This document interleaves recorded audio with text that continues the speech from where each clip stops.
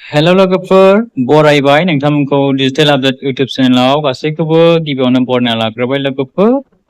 दायो लोगोफोर नोंथांमोननि थाखाय मोजां खौरां लानानै फैदों लेटेस्ट आपडेट्स दा बे साख्रिनि भेकेन्सि नोंथांमोननि थाखाय लानानै फैदों लोगोफोर।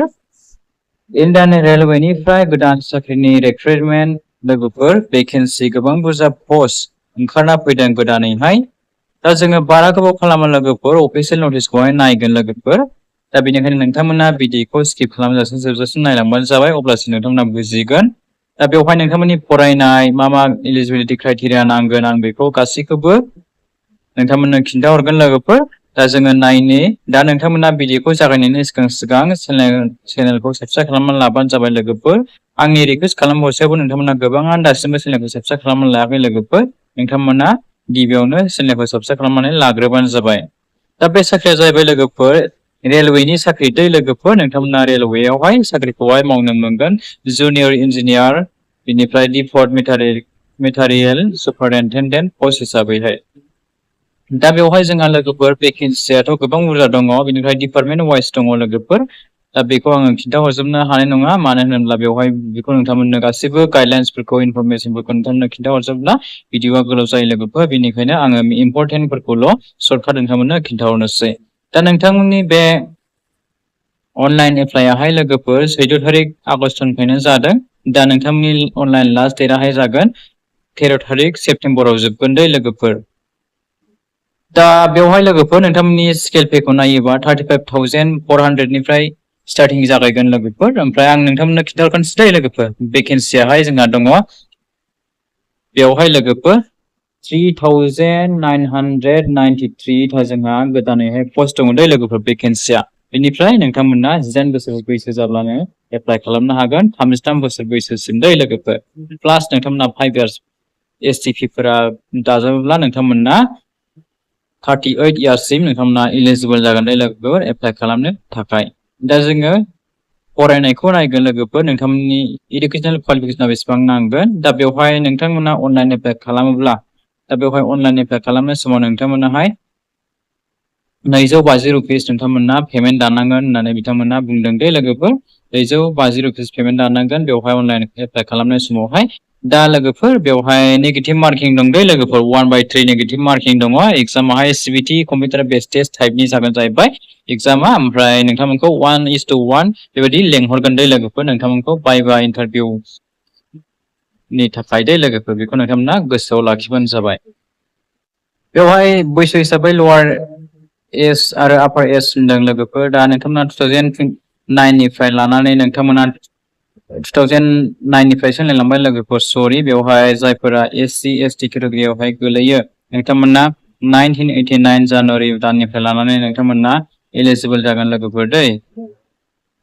जायफोरा OBC MOBC बिथांमोनाहाय बे केटेगरियावहाय गोग्लैयोब्ला 50 रुपिस नोंथांमोना अनलाइन एप्लाइ खालामनाय समाव पेमेन्ट दाननांगोन। आरो जायफोराहाय SC ST एक्स सार्भिसमेन PWD ट्रेन्सजेन्डार माइनरिटिस इकनमिकेलि बेकवार्ड क्लासेसआवहाय गोग्लैयोबा नोंथांमोना 250 रुपिसल' पेमेन्ट खालामनांगोन दै लोगोफोर अनलाइन एप्लाइ खालामोब्ला दै।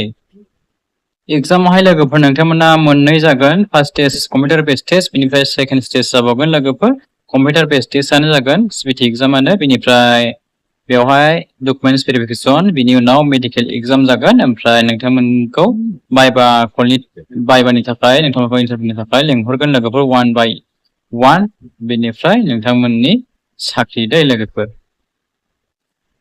CBT एग्जाम फार्स्ट स्टेजआवहाय 100टा कुइसन फैगोन दै लोगोफोर। साबजेक्टफोरखौ नायदो नोंथांमोना मा मानिफ्राय फैगोन नैबेवहाय होखादों आङो PD फाइलखौहाय भिडिअनि डिसक्रिपसनावहाय पिन खालामना होनदों दै लोगोफोर। नोंथांमोना नायना लाबानो जाबाय मोजाङैहाय।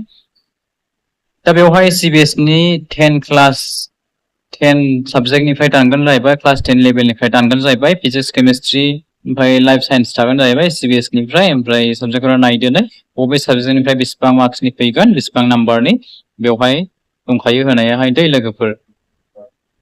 ओमफ्राय टाइमाहाय 90 मिनिट्स दै लोगोफोर। ओमफ्राय नेगेटिभ मार्किं दं 1/3 आं दहाय गिबियावनो नोंथांमोननो खिन्थाहरखाबाय नेगेटिभ मार्किं दं होननानै। नोंथांमोना हानायखौ लिर हायाब्ला दा लिर दै लोगोफोर। नङाब्ला नोंथांमोना हानायनिफ्राय हायैखौ लिरनानै हरोब्ला नोंथांमोना दानजानो हागौ दै लोगोफोर।